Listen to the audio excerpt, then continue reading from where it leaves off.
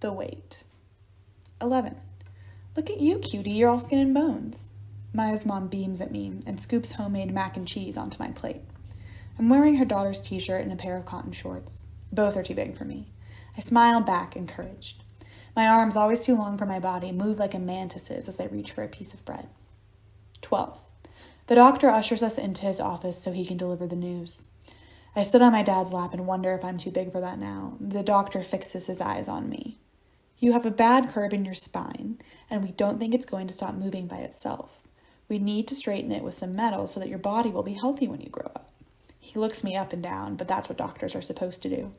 I imagine him opening me up, and I start to cry. 13. I beg for a trip to the mall. I try on flimsy bras and tight tops, my mother holding more options on her lap. You've got such a great body, honey. There's an earnestness in her voice, a thrust to it. Her eyes sparkle a brighter blue when she looks at me in my skinny jeans and Abercrombie tank. I smile and squirm a little, turning my back to her. If she were anyone else, I would call this lust now, how her eyes glimmer with a nagging hunger for something, for me. 14. It's July, and my family is at the lake. I'm sitting on the beach looking at soft-serve swirls, sweeping them out from the edges of the cone with my tongue. You're looking a bit doughy, aren't you? My father poses the question between licks of his own ice cream. He starts fumbling for an apology right away, and next to me, my friend April pushes big sunglasses over her face. She doesn't look at me. I stand and suck my stomach in and walk across the beach. I drop what's left of the ice cream into a trash can and then wade into the shallows, relieved as pounds disappear with each step into soft sand. I float in the snow melt until I am numb. 15. I'm standing in the bathroom the night before my back surgery. The doctor told me I'd probably grow a few inches, maybe 3 or 4. I contemplate my torso in the mirror, running my hands over my flaring ribs. I fantasize about what the fusion will do to me, how I'll wake up from the anesthesia to a brand new body, sleek and streamlined, extended and graceful. I'll wake up with everything perfectly in place, all my muscles and bones redistributed. But when I'm home again weeks later, I feel so much the same. 16. Sitting by my locker, I offer April's boyfriend some advice. They're having trouble, and I tell him what she's told me. I tell myself I'm neutral because I know I'm not. I like the power I wield in this dynamic, the way I can have them both. After they break up, I drive to his house and kiss him on the couch in his basement. His mouth is sour and my body is stiff against his. I know I'm not supposed to be here, but I feel so dizzy from the fact of it I can't get up. You're so hot, he murmurs when I pull away. 17. I get in the car after fencing practice. My dad looks at me as we pull out of the parking lot. You've got my build with those thick thighs. Sometimes I watch you while you're training and I just can't believe how powerful you are.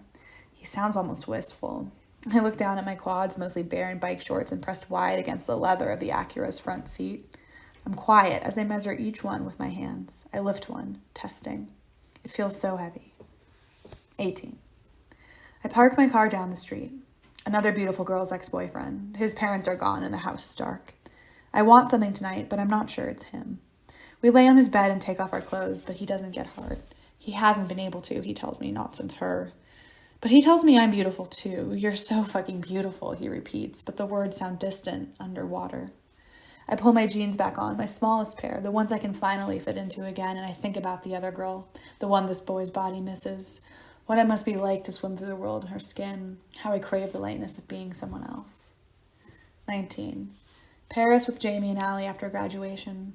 We scramble eggs and sip espresso and drink until the lines between our bodies run like rivers. We speak French instead of English and leave a club at 3 a.m. with boys who don't know our names. They call champagne up to the hotel room and I hover at the edge of the bed with one of them, gripping his arm for support. He wears a metal and leather bracelet. C'est du titane, he tells me. I don't know the words for just like my spine, but I nod and ask if I can try it on. It's a heavy shackle on my bird wrist and I smile. Be right back. Us girls go giggling to the bathroom and slip hotel shampoos into our purses. I unlatch the bracelet and tell Jamie to put it in her underwear because I'm going to take it home with me too. She's drunk enough to say yes, and the boy's drunk enough to forget about the bracelet until it's too late. We're strangers with no names and no bodies, already spinning through the lobby's revolving doors, dissolving into the night.